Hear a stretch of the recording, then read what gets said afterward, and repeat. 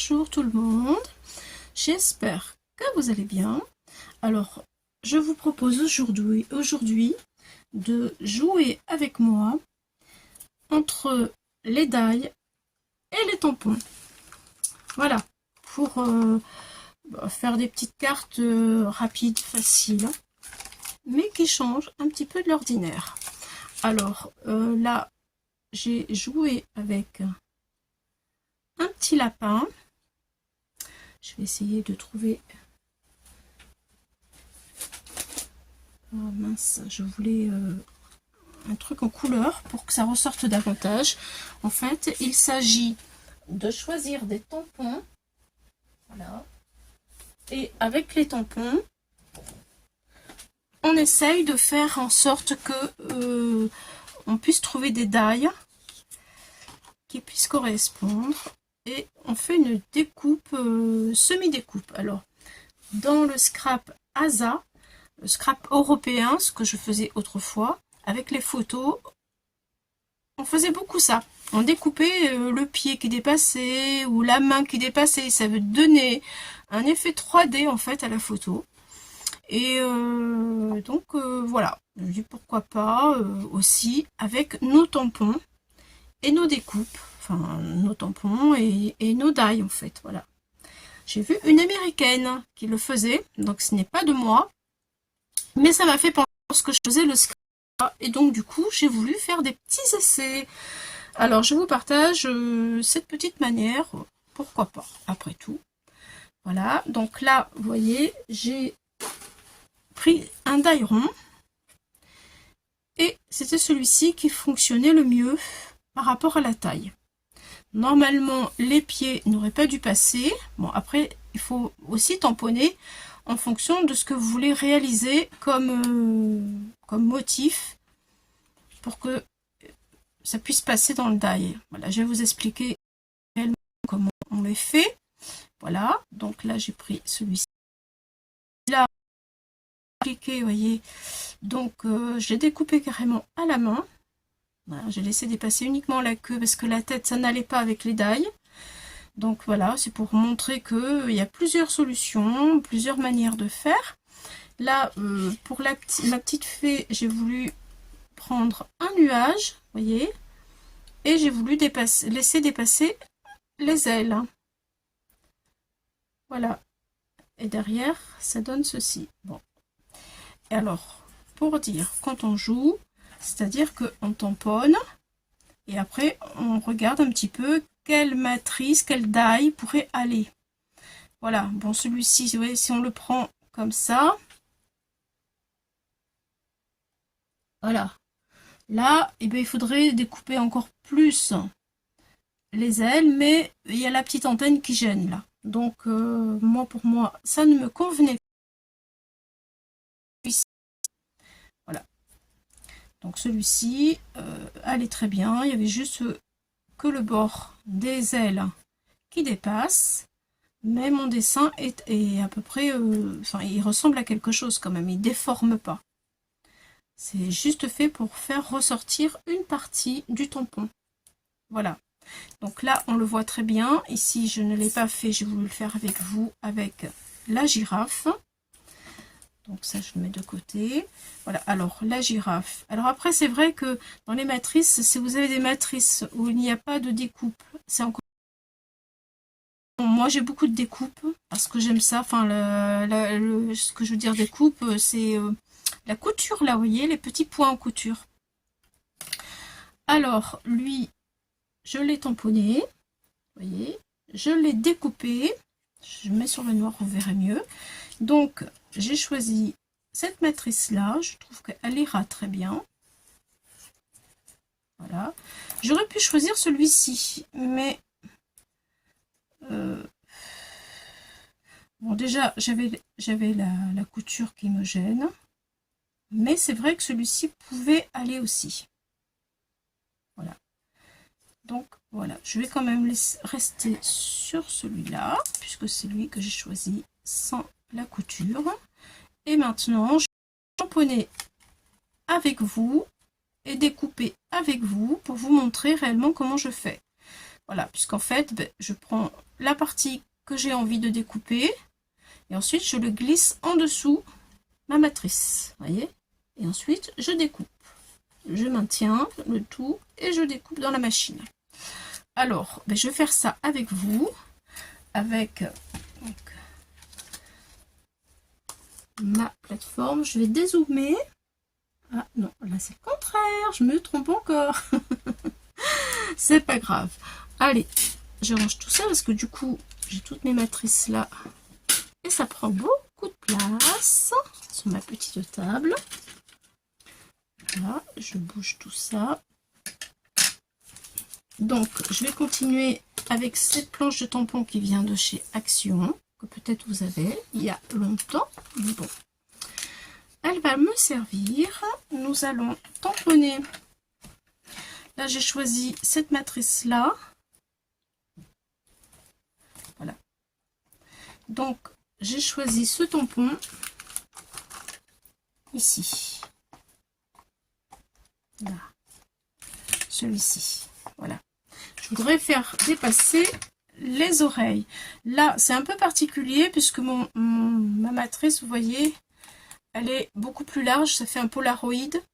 Donc, on va voir ensemble ce que ça va donner. Allez, je vais retirer.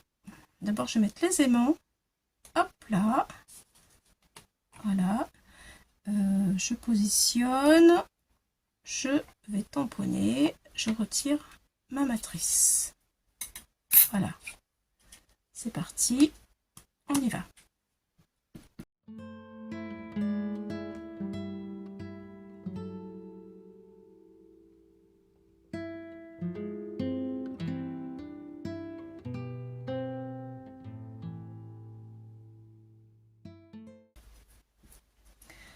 Alors, maintenant,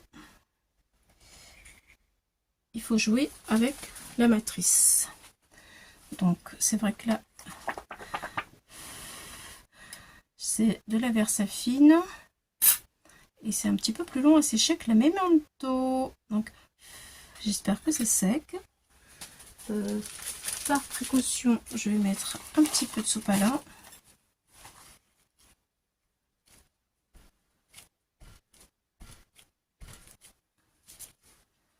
Voilà, c'est bon. Alors, je vais faire que mes oreilles ressortent. Donc, mon Polaroid, il va arriver ici. Normalement, il découpe de ce côté-là, mais je vais garder tout l'intérieur du Polaroid, justement. Et je vais faire en sorte que on découpe que les oreilles. Donc, je vais faire avec mon crayon, je centre à peu près. Mon crayon à papier, je vais marquer ici. Comme ça, je découpe. J'ai ma marque pour repasser mon Polaroid. Je vais le replacer pour le couper après. Donc ici, je découpe les oreilles. Là, je replace le Polaroid, le die Polaroid. Allez, je découpe.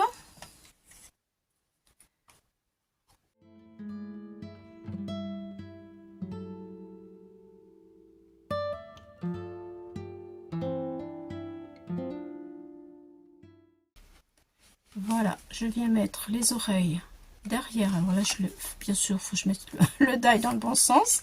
Je viens mettre les oreilles derrière, comme ça. Voilà, c'est centré. Et je vais tout mettre sur la plaque dans ma petite machine. Je dézoome. Voilà, hop, la plaque. Mon papier, est-ce qu'il passe? Le die passe parce que j'ai vérifié dans ce sens-là. Ah, il faut que je recoupe un peu le papier.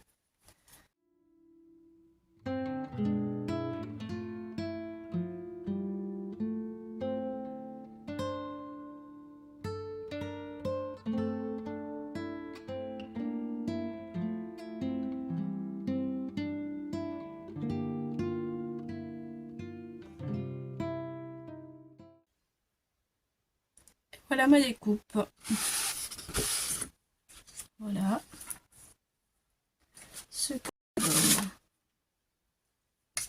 Alors, on va découvrir la deuxième découpe. Hop. Voilà. Ça, c'est le petit morceau du Polaroid que je vais replacer. Hop là. Qui vient normalement ici. Voilà. Donc le Polaroid, évidemment, ça fait pas finalement. C'était un essai, hein. Je voulais essayer. Mais vous voyez, le Polaroid, ça fait pas vraiment super. Puisque là, il y a une trop... Enfin, là, ici, ça fait bizarre. Moi, je trouve que pour moi, le Polaroid, c'est pas terrible. Regardez. Vous voyez, autant celui-là, ça va. Celui-là aussi. Le rond, ça va. Mais le Polaroid, ça me parle pas trop. C'est dommage. Là, il y a un... Enfin, c'est pas très joli. Il aurait fallu que je coupe droit comme ça. Et que le papier revienne... comme ici, en fait. Là, ça va, c'est joli. De ce côté-là, ça peut aller, mais par là, j'aime pas. Voilà. Bien, alors après, vous allez me dire, mais qu'est-ce qu'on en fait de tout ça après? Eh bien, regardez. Une base de cartes. Je vous ai préparé une base de cartes. Pour aller vite, hein, une petite carte rapide et simple. Eh bien, de l'embossage collé sur une base de cartes. Et puis, eh bien, vous prenez votre petit animal et vous le posez dessus avec un petit sentiment et ça fait une jolie carte, voilà, qui sort un petit peu de l'ordinaire. Voilà, donc là j'ai mis de l'encre, comme je pense que vous pouvez le voir. Ce sont un classeur de gaufrage avec des empreintes d'animaux. Ça se passe, enfin ça va très bien ensemble. Donc voici pour lui, pour le lapin, eh ben, ma foi, pourquoi pas, ça peut le faire aussi. La poule un peu moins. La poule, j'avais une autre idée pour la poule. Voilà. Pour la poule, plutôt faire des... Alors pas du gaufrage, mais voilà, sur du blanc, comme ça. Voilà. Et là, on fait des petites fleurs. On tamponne des fleurs. Vous voyez, un sentiment. Et voilà, la carte, elle est faite. Bref, en tout cas, pour des cartes rapides, vite faites, avec un petit effet quand même un peu sympa, moi je trouve que ça peut être un petit peu rigolo. Et vous, qu'est-ce que vous en pensez? J'aimerais bien avoir votre avis. Alors, laissez-moi votre petit commentaire pour me dire si ça vous a plu, si vous allez le faire. Et puis voilà, parce que ça fait plaisir. Allez, bye bye les amis. À bientôt pour d'autres aventures.